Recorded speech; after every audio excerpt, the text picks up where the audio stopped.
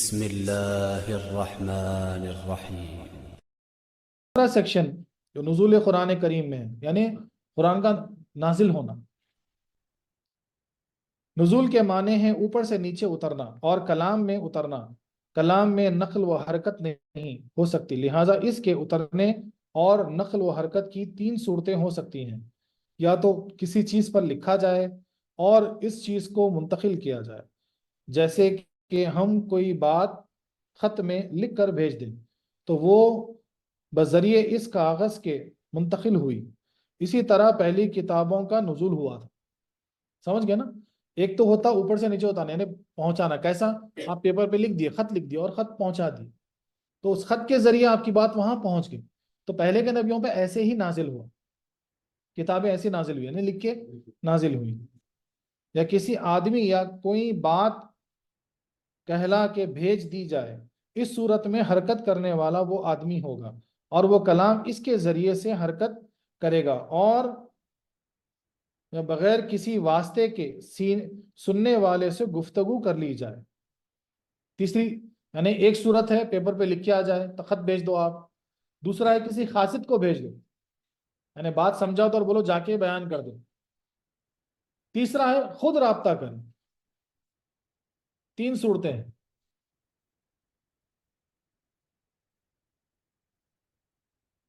قرآن کریم کا نزول ان پچھلے دو طریقوں سے ہوا، یعنی جبرائیل امین آتے تھے اور آ کر سناتے تھے۔ یہ نزول بذریعے قاصد ہوا۔ ایک تو ہوا جبرائیل السلام ہمیشہ آیت لے کے آ جاتے تھے، وہی لے کر آتے تھے نبی کریم صلی اللہ علیہ وسلم کے پاس اور سنا دیتے تھے۔ اور قرآن کریم کے بعض آیتیں معراج میں بھی بغیر واسطہ جبرائیل امین کے عطا فرمائی گئی۔ کون سی ہیں؟ سورہ بقرہ کے آخری آیت، جیسا کہ مشکات شریف باب المعراج میں ہے کہ سورہ بقرہ کی آخری آیتیں حضور نبی کریم صلی اللہ علیہ وسلم کو معراج میں عطا فرمائی گئی۔ سبحان اللہ، سبحان اللہ۔ لہذا قرآن پاک کا نزول دوسری آسمانی کتابوں کے نزول سے زیادہ شاندار ہے کہ وہ لکھی ہوئی آئی، یہ بولا ہوا آیا، اور لکھنے اور بولنے میں بڑا فرق ہے، کیونکہ بولنے کی صورت میں بولنے کے طریقے سے اتنے معنی بن جاتے ہیں کہ جو لکھنے سے حاصل نہیں ہو سکتے۔ مثلا ایک شخص نے ہم کو لکھ کر دیا کہ تم دلی جاؤ گے، ہم لکھی ہوئی عبارت سے ہم ایک ہی مطلب حاصل کر سکتے ہیں، لیکن اس جملے کو اگر وہ بولے تو 5-6 طریقوں سے بولا جا سکتا ہے، وہ 5-6 معنی پیدا کر سکتے ہیں۔ اب مثال کہ ایک پیپر پہ آپ کو لکھا گیا کہ بھائی آپ دلی جاؤ گے، لکھ کے آپ پیپر دے دیے، تو سمپل جس کو پیپر ملا انہیں پڑھ کے بولیں گے آپ دلی جاؤ گے، تو بھائی مجھے دلی جانا ہے، ختم، بات اتنی سی ہے۔ لیکن اب بولنے میں وہی الفاظ لیکن کئی اس کے معنی ہو سکتے۔ مثال کے طور پر آپ دلی جاؤ گے تو وہاں انسٹرکشن نہیں ہے، مطلب حیران کیوں، مطلب آپ، میں سنا آپ جانے والے ہیں کیا، اس کے معنی یہ ہو سکتے۔ اور بولے آپ دلی جاؤ گے، مطلب ڈرانے والی بات ہو گئی۔ بات تو وہی ہے لیکن اس میں انداز بیان، یعنی جو بیان ہوتا اس سے جو باتیں پیدا ہوتی اس سے کئی معنی پیدا ہو سکتے۔ ایسے لہجوں سے بول سکتا ہے کہ جس سے سوال، حکم، تعجب وغیرہ معنی پیدا ہو جاتے ہیں۔ مجھ سے ایک شخص نے کہا کہ حضرت ابراہیم علیہ السلام نے تاروں کے بارے میں فرمایا ھذا ربی، یہ میرا رب ہے، اور یہ شرک ہے، انبیاء کرام شرک سے معصوم ہوتے ہیں، پھر آپ نے یہ کیوں فرمایا؟ میں نے ان سے کہا کہ ہم کو یہ جملہ لکھا ہوا ملا، اس سے ہم ان کی مراد کے سمجھنے میں غلطی کر سکتے ہیں۔ یعنی اب کیا ہوتا ہے کہ سمجھو بولے کہ یہ تارا میرا رب ہے، میں کیا بولا؟ دیکھیں یہ تارا میرا رب ہے، تو میرے ذہن میں تو سوال ہے، لیکن سن کے لکھنے والے نے کیا لکھ دیا کہ یہ تارا میرا رب ہے۔ سمجھ رہے؟ تو لکھنے میں بہت فرق ہے، اور بولنے میں جذبات، وہ خیال، وہ سوچ، وہ طریقہ بولنے کا، اس سے بہت سے معنی ہو سکتے۔ تو ابراہیم علیہ السلام بھی جب دیکھتے تھے مخلوق کو بولتے تھے کہ یہ تارا میرا رب ہے کیا، لیکن جب تارا چھپ جاتا بولے نہیں، ہو نہیں سکتا، یہ میرا رب ہو نہیں سکتا، جو رب چھپ جائے میرا رب ہو نہیں سکتا۔ ممکن ہے کہ انہوں نے اس کو اس طرح بولا ہو کہ جس سے انکار یا سوال کے معنی پیدا ہو گئے ہوں، تو حقیقت میں یہ کلام ان چیزوں کی ربوبیت کہ انکار کے لیے ہو۔ غرض یہ کہ بولنے اور لکھنے میں بڑا فرق ہے۔ کوئی انسان قرآن کریم کو صاحب قرآن صلی اللہ علیہ وسلم کی طرح نہیں جان سکتا۔ اس کی چند وجوہات ہیں۔ ان میں سے ایک وجہ یہ ہے کہ قرآن کریم جبرائیل امین کی زبان سے کسی نے نہ سنا، لہٰذا ادا کرنے میں جو اسرار و نکات حاصل ہوئے ہوں گے ان تک ہمارا دماغ کہیں نہیں پہنچ سکتا۔ حقیقت ہے نا؟ جبرائیل امین جب آ کے جو ہے وہی نازل فرماتے تھے نبی کریم صلی اللہ علیہ وسلم پر، تو جو اس میں جو نکات ہوتے تھے ہوں گے، جو چھپے ہوئے راز ہوتے تھے ہوں گے، ان تک تو ہمارا دماغ پہنچ ہی نہیں سکتا، ہم پہنچ ہی نہیں سکتے۔ قرآن کریم کا نزول چند طریقوں سے اور چند بار ہوا ہے۔ اولاً لوح محفوظ سے پہلی آسمان کی طرف نزول ہوا۔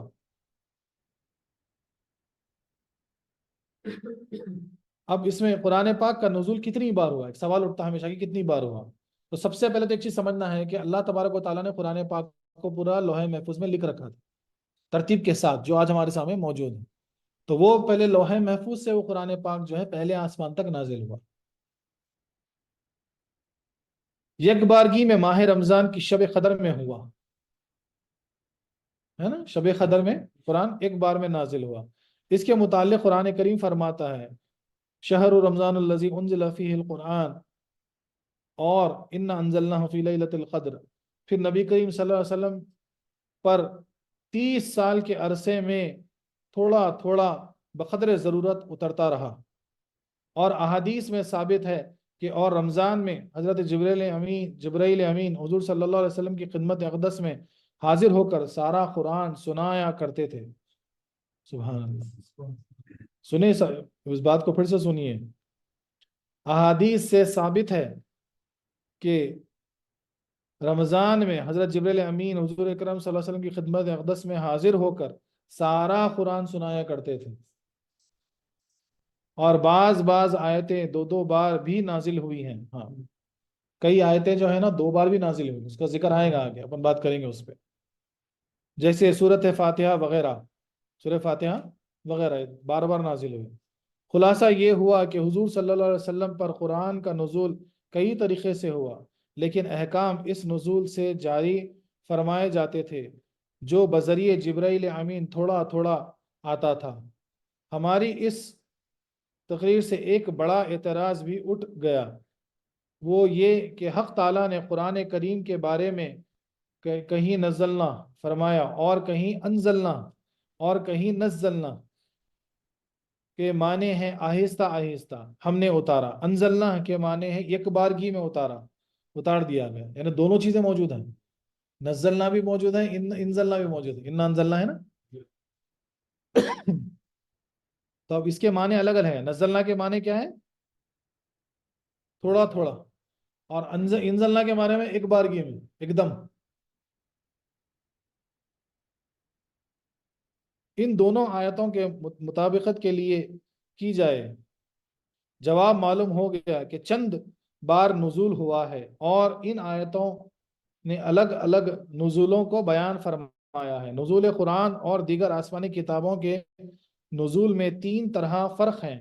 ایک یہ کہ وہ کتاب لکھی ہوئی آئی، قرآن پڑھی ہوئی، یعنی وہ سب تحریر، قرآن تقریر، وہ سب تحریر اور قرآن تقریر۔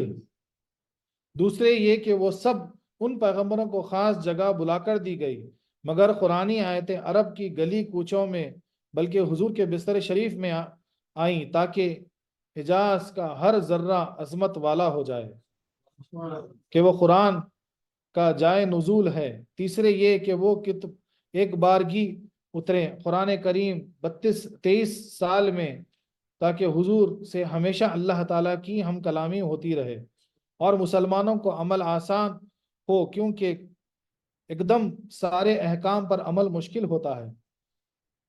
یعنی اب ہوا کیا کہ قرآن پاک 23 سال کے عرصے میں تھوڑا تھوڑا نازل ہوا، اور جگہ جگہ نازل ہوا۔ کئی آیتیں مکے میں نازل ہوئی، کئی آیتیں مدینے میں نازل ہوئی، یہاں تک کہ آپ بستر پہ تھے وہاں نازل ہوئی۔ تو ایک تو اس میں 2 چیزیں ہیں۔ پہلی چیز تو یہ ہے کہ نبی کریم صلی اللہ علیہ وسلم کی وہ ہر چیز کو اللہ تعالیٰ عظمت والا بنانا چاہ رہا تھا، عظیم بنانا چاہ رہے تھے، کیونکہ وہاں پہ قرآن نازل ہوا۔ ایک تو وہ ہو گیا۔ دوسری چیز یہ ہوئی کہ احکامات جب تھوڑے تھوڑے نازل ہوتے ہیں نا، تھوڑے تھوڑے بتائے جاتے ہیں، تو آہستہ آہستہ اس پہ عمل ہوا. اگر مثال کے طور پہ اسلام کے شروعات میں نبی کریم صلی اللہ علیہ وسلم بولتے تھے کہ بھائی یہ چیز، یہ پورے احکامات ہیں، آپ پہلے احکامات پورے پڑھ لو پھر ایمان لاؤ، تو وہ تو بہت مشکل ہو جاتا. تو اس لیے جو ہے نا احکامات آہستہ آہستہ ہوتے ہیں، جیسا وقتاً وقتاً جیسا ضرورت پڑتے گئے ویسا اترتے گئے. قرآن کا نزول حضور صلی اللہ علیہ وسلم پر کیوں ہوا؟ بندوں کے لیے ضروری ہے کہ حق تعالیٰ کے احکام کو مانے، لیکن یہ ماننا جب بھی ضروری ہوگا جبکہ وہ احکام نبی کی پاک زبان سے اور ادا ہو. حق تعالیٰ تو بلا واسطہ کسی غیر نبی سے کلام نہیں فرماتا. اگر جبرائیل انسان کی شکل میں آ کر لوگوں کو احکام سنا جاتے تو بھی ان پر عمل کرنا ضروری نہ ہوتا. اسی طرح کوئی غیر نبی خواب یا الہام یا غیبی آواز سے کسی حکم پر مستدل ہو جائے تو اس کا ماننا شرعاً لازم نہ ہوگا. مشکات شریف کے شروع میں ہے کہ ایک بار حضرت جبرائیل امین شکل انسانی میں سائل بن کر حضور پاک کی خدمت میں حاضر ہوئے اور حضور سے دریافت کیے کہ ایمان کیا ہے، اسلام کیا ہے، احسان کیا ہے. مشہور حدیث ہے نا، حدیث احسان. حضور نے جواب دیے. جب وہ دریافت کر کے چلے گئے تو سرکار دو عالم صلی اللہ علیہ وسلم نے ارشاد فرمایا کہ جبرائیل امین تھے اور تم کو تمہارے دینی باتیں سکھانے آئے تھے. سبحان اللہ. دیکھو اس موقع پر حضرت جبرائیل امین نے خود ہی نہ کہہ دیا کہ اے صحابیوں میں جبرائیل ہوں اور تم کو فلاں فلاں بات کا حکم کرتا ہوں، کیونکہ وہ جانتے تھے کہ میری اطاعت ان حضرات پر واجب نہ ہوگی. اس لیے حضور اکرم صلی اللہ علیہ وسلم کی زبان پاک سے وہ کلمات لوگوں کو سنوائے. اماموں کا قیاس بھی حق تعالیٰ کے فرمان یا حضور کے ارشاد پر مبنی ہوتا ہے. ہماری اس کلام سے نتیجہ یہ نکلا کہ اصل اصول بندگی اس تاجر کی ہے کہ نبی کی ہی اطاعت در حقیقت حق کی اطاعت ہے. اب اس نقطے کو ذرا سمجھنا گہرائی سے وہ ضروری ہے کہ بھئی اب کسی نے جبرائیل علیہ السلام کو جبرائیل علیہ السلام کی شکل میں نہیں دیکھا، کوئی صحابی نہیں دیکھے. یہ ہمیشہ نبی کریم صلی اللہ علیہ وسلم کے پاس آپ آتے تھے اور وہی یعنی آیت سنا کے آپ روانہ ہو جاتے تھے. ایک مرتبہ آپ انسانی شکل میں بھی آئے سائل بن کے، سرکار کے پاس آ کے سوال کیے. حدیث احسان کر کے بہت بڑی حدیث ہے، بخاری میں ہے اور میں سمجھتا ہوں صحاح ستہ میں سب جگہ موجود ہے، اس پہ بھی کبھی بات کریں گے. تو وہ اصل میں سوال اس لیے کرے کیا تاکہ کچھ چیزیں ہم تک پہنچیں. تو نبی کریم صلی اللہ علیہ وسلم کے جانے کے بعد صحابہ کرام کو بولے کہ بھئی آپ جانتے کون تھے؟ بولے جبرائیل علیہ السلام تھے اور وہ آپ کو آپ کا دین سکھانے آئے تھے. اب یہاں پہ ایک چیز سمجھ میں آتی ہے کہ اگر جبرائیل امین بیٹھ کے بول دیتے کہ بھئی گفتگو کے بعد کہ میں جبرائیل ہوں، میں یہ باتیں آپ کو بولنے آیا تھا، بولے اس پہ آپ اطاعت کرو، تب بھی اس پر اطاعت کرنا ان پہ لازمی نہیں ہے، لوگوں پر لازمی ہے. شک پیدا ہو جاتا نا، بولے بھائی پتہ نہیں کون آدمی ہے. آدمی بہت مل جاتے ہیں نا، بولے ہم یہ ہے، ہم وہ ہے، بولے ہم کو یہ ہے، ہم کو بولے فلاں اس جگہ سے جو ہے الہام ہے، ہم کو یہ ہے، بولے یہ بات ہے، لیکن ہم نہیں مانتے. اور شرعاً بھی اس کو ماننا لازمی نہیں ہے. لیکن نبی کریم صلی اللہ علیہ وسلم اگر کوئی بات کہہ دیتے ہیں، آپ کی زبان سے کوئی بات نکل جاتی ہے، تب پھر وہ شرعاً جو ہے نا ماننا ہمارے لیے ضروری ہے، وہ لازمی ہے. پیغمبر کا خواب اور ان کا الہام وغیرہ بھی وحی کی طرح قابل اطاعت ہوتا ہے. حضرت ابراہیم علیہ السلام نے خواب میں دیکھا تھا کہ اپنے فرزند کو ذبح کر دوں، حالانکہ بے قصور آدمی کو قتل کرنا شریعت کے خلاف تھا، لیکن آپ کے اس خواب نے اس حکم شرعی کو آپ کے حق میں منسوخ کر دیا. اب دیکھو یہ پوائنٹ سمجھنا ضروری ہے کہ بے قصور آدمی کو ہلاک کرنا ہے، یعنی اس کو مارنا جو ہے نا حرام ہے، شریعت میں اس کی اجازت نہیں ہے. لیکن ابراہیم علیہ السلام چونکہ آپ نبی ہیں، آپ پیغمبر ہیں، آپ خواب میں دیکھتے ہیں کہ آپ کے بچے کو آپ نے ذبح کی، اسماعیل علیہ السلام. تو اب اس خواب کے الہام کے ذریعے اب یہ شریعت کا حکم جو ہے کہ بے قصور کو ذبح کرنا حرام ہے، یہ آپ کے لیے منسوخ ہو گیا، یعنی آپ کے لیے ہٹ گئی وہ چیز. اب بے قصور کو ذبح کرنے سے زیادہ الہام کے حکم میں ان کو ذبح کرنا بڑا مرتبہ ہو.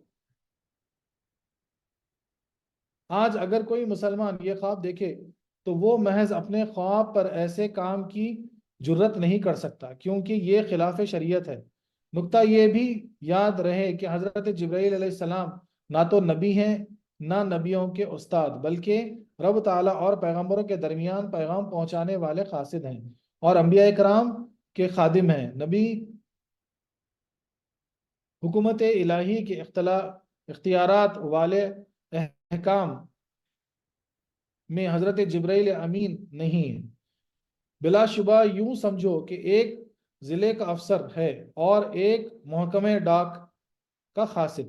بادشاہ کے یہاں سے احکام ڈاک کے ذریعے سے حاکم کے پاس آتے ہیں، تو ڈاک کا لانے والا حکم نہیں حاکم نہیں، حاکم وہی ہے جس کے پاس یہ احکام آتے اور جو ان پر رعایا سے عمل کرائے گا۔ یعنی اگر مثال کے طور پہ ایک بڑا بادشاہ ہے، اب اس نے احکام یعنی کچھ انسٹرکشنز، کچھ آرڈر اس نے پیپر پہ لکھ دیا اور کسی پوسٹ مین کو دے دیا کہ بھائی لے جاؤ، یا قاصد کو دے دیا، بولے لے جا کے یہ جو ہے نا فلانے گورنر تک پہنچا دو، اس جگہ کے گورنر تک پہنچا دو تاکہ اس پہ عمل ہو سکے۔ تو اب یہ جو بندہ جو لے کے جا رہا ہے اس کے احکام، وہ تو حاکم نہیں ہوا، وہ صرف قاصد ہوا، وہ صرف قاصد ہوا، حاکم کوئی اور ہے اور رعایا پہ عمل کرانے والا بھی کوئی اور ہے، وہ وہاں کا گورنر ہے، ڈاک والا نہیں ہے، نہ اس پہ یہ آیت ہے نہ وہ آیت ہے، نہ وہ حاکم ہے نہ وہ محکوم ہے، محکوم بھی نہیں بول سکتے، یعنی کہ وہ عمل کرانے والا بھی نہیں ہے۔ سبحان اللہ۔ اب قرآن اور حدیث کا فرق چلائیں گے نا تھوڑا اور، سب کو نیند آ رہی کیا؟ ہاں، قرآن و حدیث دونوں ہی وہی الہی ہیں، دونوں کی اطاعت ضروری ہے۔ فرق اتنا ہے کہ قرآن کریم کی عبارت خدا کی طرف سے ہے اور مظلومین بھی، گویا جس طرح حضرت جبرائیل امین نے آ کر سنایا، اسی طرح بلا کسی فرق کے حضور اکرم صلی اللہ علیہ وسلم نے بیان فرمایا۔ حدیث میں یہ ہے کہ مظلومین رب کی طرف سے ہوتا ہے اور الفاظ حضور اکرم صلی اللہ علیہ وسلم کے اپنے ہوتے ہیں۔ سبحان اللہ۔ اب جبرائیل امین جو ہے نبی کریم صلی اللہ علیہ وسلم کو آ کر قرآن سناتے اور نبی کریم صلی اللہ علیہ وسلم اپنی زبان میں اپنے الفاظ میں اس قرآن کو آگے سناتے۔ اب اس مظنون کا رب کی طرف سے آنا یا بصورت الہام ہوتا ہے یا فرشتے ہی عرض کرتا ہے، لیکن اس کی ادا حضور اکرم صلی اللہ علیہ وسلم کے اپنے الفاظ سے ہی ہوتی ہے، اسی لیے اس کا ماننا اور اس پر عمل کرنا ضروری، لیکن اس کی تلاوت نماز میں بجائے قرآن شریف کے نہیں ہو سکتی، کیونکہ عمل مظنون پر ہوتا ہے اور تلاوت الفاظ کی ہوتی ہے، اور اسی وجہ سے قرآن پاک کے احکام حدیث سے منسوخ ہو سکتے ہیں۔ ہم اس کے پوری انشاءاللہ تعالی یعنی آگے کے آیتوں میں یہاں یہ پڑھ لیں گے اپن اس کو، یعنی اب یہاں کیا سمجھانا جا رہا ہے کہ قرآن بھی نبی کریم صلی اللہ علیہ وسلم کے الفاظ سے ہم جانیں، حدیث بھی آپ ہی کے الفاظ ہیں، حدیث بھی جو ہے وہ آپ ہی کے الفاظ ہیں، لیکن قرآن تلاوت جو ہو سکتی ہے نا وہ حدیث کی نہیں ہو سکتی، وہ قرآن کی ہو سکتی ہے صرف، کیونکہ الفاظ ہے، اس کی ادائیگی کی تلاوت ہو سکتی ہے۔ نماز میں بھی قرآن پاک پڑھا جا سکتا ہے، حدیث نہیں پڑھی جا سکتی، حالانکہ دونوں بھی نبی کریم صلی اللہ علیہ وسلم کے الفاظ ہیں، لیکن قرآن ہی نماز میں پڑھا جائے گا، تلاوت قرآن کی ہی کی جائے گی، لیکن معنی دونوں کو جائے گا، قرآن اور حدیث دونوں کو ماننا پڑے گا۔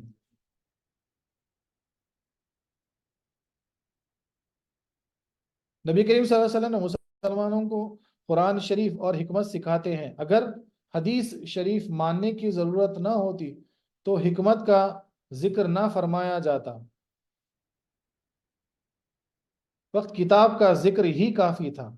حدیث ماننے کا یہ مطلب نہیں کہ قرآن ناقص ہے، نعوذ باللہ، قرآن پاک بالکل مکمل کتاب ہے، لیکن اس مکمل میں سے مضامین حاصل کرنے کے لیے مکمل ہی انسان کی ضرورت تھی، اور وہ نبی ہیں صلی اللہ علیہ وسلم۔ سمندر میں موتی ضرور ہیں، لیکن ان کے حاصل کرنے کے لیے کسی حواس کی ضرورت ہے۔ اگر قرآن پاک سے مسائل ہر شخص نکال لیا کرتا تو اس کے سکھانے کے لیے پیغمبر کیوں بھیجے جاتے؟ یعنی اس کی مثال ایسی ہے کہ بھئی جب قرآن مکمل کتاب ہے، سوال ہوتا ہے پھر ہم کو حدیث کی کیا ضرورت ہے؟ تو اس کو سمجھنا ایسا ہے کہ اگر قرآن مکمل کتاب بھی ہے تب بھی اس میں سے مسائل نکال لینا، تب بھی اس کو سمجھنا کہ کیا بات ہو رہی ہے، کس چیز پر بات ہو رہی ہے۔ ایسی کئی آیتیں آگے آئیں گے جہاں پر ہم اس پہ گفتگو کریں گے کہ آیت کے اگر ٹرانسلیشن بھی آپ پڑھ لینا تب بھی اس سے آپ مسائل نہیں نکال سکتے، تب بھی اس کو سمجھ نہیں سکتے آپ۔ اسی لیے ہم کو پیغمبر کی ضرورت پڑی، ان کے الفاظ کی ضرورت پڑی، وہ حدیثوں کی ضرورت پڑی، تاکہ ہم اس میں سے مسائل نکال سکیں، اس کو سمجھ سکیں کہ کن صورتوں پہ وہ نازل ہوئی۔ ابھی دیکھیں نا اپن قرآن پاک میں خود دو جگہ موجود ہے، نزلنا انزلنا، ایک طرف پورے قرآن نازل ہونے کی بات ہو رہی ہے، ایک طرف ٹکڑوں ٹکڑوں میں نازل ہونے کی بات ہو رہی ہے۔ تو اگر اس کو اور وضاحت سے سمجھنا ہے اگر، تو پھر ہم کو حدیث کا سہارا لینا پڑے گا۔ اس کی پوری بحث انشاءاللہ آئندہ ہوگی۔ اور جس طرح کے قرآن شریف ہوتے ہوئے حدیث پاک کے معنی کی ضرورت ہے، اور حدیث کے ماننے سے قرآن کا ناقص ہونا لازم نہیں آتا، اسی طرح حدیث و قرآن کے ہوتے ہوئے ہم جیسوں کو فقہ کا ماننا بھی ضرورت ہے۔ اب آگے اور ایک چیز آ جاتی، شریعت کو اگر پوری طرح آپ سمجھے تو ایک ہو گیا قرآن، پھر ہو گیا حدیث، پھر اس کے آگے ہوتا فقہ۔ فقہ بولتے ہیں کہ بھئی مثال کے طور پہ اب نبی کریم صلی اللہ علیہ وسلم کے دور میں جو ہے نا، اب آپ جو پہنے پینٹ شرٹ جو پہنے وہ تو تھا ہی نہیں، اب جو پہنے آپ پینٹ شرٹ جو پہنے ہوئے وہ تو تھا ہی نہیں، تو اب اس کو کیسا یا پہن سکتے کہ نہیں پہن سکتے؟ اگر پہن سکتے تو کیسا پہن سکتے؟ اب یہ ساری چیزیں کہاں آتی معلوم ہے؟ فقہ میں آتی۔ یعنی جو حضرات قرآن پاک اور احادیث کو سمجھ کے اس کا علم رکھتے ہیں، وہ بیٹھ کر بحث کر فقہ کو بناتے ہیں کہ بھئی اس دور حاضرہ میں کیا ضروری ہے اور کیا نہیں، کیا لے کے چل سکتے اور کیا نہیں، اس کو ہم فقہ کہیں گے شریعت۔ تو ہم کو قرآن پاک کو بھی ماننا ہے، احادیث کو بھی ماننا ہے، اور فقہ کو بھی ماننا ہے، اور فقہ ماننا لازم۔ اور فقہ ماننا ہے، یہ لازم نہیں آتا کہ قرآن و حدیث ناقص ہوں۔ اسی لیے قرآن کریم نے عالم حکم فرما دیا، وَأَطِيعُوا اللَّهَ وَأَطِيعُوا الرَّسُولَ وَأُولِي الْأَمْرِ مِنْكُمْ، یہ جو مشہور آیت ہے قرآن پاک کی کہ یعنی اطاعت کرو اللہ کی اور اللہ کے رسول علیہ السلام کی، اور اپنے میں سے عمر والوں یعنی علماء اور یعنی علماء اور مفسرین کی بولو یا مجددوں کی بولو، یعنی یہ آیت جو اشارہ کرتی ہے نا، کیا بولتے کہ آپ اطاعت کرو اللہ کی، یعنی اللہ کو آپ کی پیروی کرنا ہے، اسے آپ کو پیغمبر نبی کریم صلی اللہ علیہ وسلم کی جو ہے نا آپ کو پیروی کرنا ہے، ساتھ ہی میں ان کی جو آپ میں بڑے ہوں۔ اصل میں عربی لفظ جو ہے نا یہاں پہ بڑا استعمال ہوا، اولی الامر منکم، یعنی جو تمہاری عمروں سے بڑے ہوں۔ اب یہاں پہ بہت ساری چیزیں جو ہے نا عکس کی جا سکتی۔ اب یہ ضروری نہیں ہے کہ جو ہے نا صرف عمر کے بڑے ہوں، یعنی بوڑھوں کی بات نہیں ہو رہی ہے، علم کے ذریعے کی بات ہو رہی ہے کہ جو تم سے زیادہ علم رکھتے ہوں، تم سے زیادہ علم رکھتے ہوں، ان کی اطاعت کرو۔ تو اشارہ کدھر ہے؟ تو علماء کرام کی طرف ہے، مفسرین کی طرف ہے، مجددین کی طرف ہے، اولیاء کرام کی طرف، ادھر اشارہ ہے۔